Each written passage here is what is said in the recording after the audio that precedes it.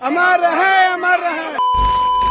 साथियों, नमो बुधाय। चमरान स्टार विकास राव और दिनेश लाल यादव यानी निरहू जी का आज हम लोग बात करने वाले हैं। सबसे पहले बात करते हैं चमरान स्टार विकास राव जी का एक गाना आया है जिस गाने के नाम है हैप्पी बर्थडे बाबा साहेब। वहीं पर आप लोग को दिखा दे कि चमरान स्टार विकास राव जी का एक आता है गाना जिस गाने का नाम रहता है हैप्पी बर्थडे बाबा साहेब। और दोस्तों उस गाने को छोड़ा जाता है प्योर म्यूजिक पर और दोस्तों उसका राइटर रहते हैं HP टोन। दोस्तों और आप लोग को बता दूं कि दिनेश लाल यादव यानी निरहू जी का एक जगह पर एंट्री होता है, वो जगह रहता है चमारों का यहाँ। जी हाँ दोस्तों, आप लोग बिल्कुल सही सुन रहे हैं। वहाँ पर एंट्री होते ही सारे चमार लोग मिलकर जय भीम पुकारने लग जाते हैं।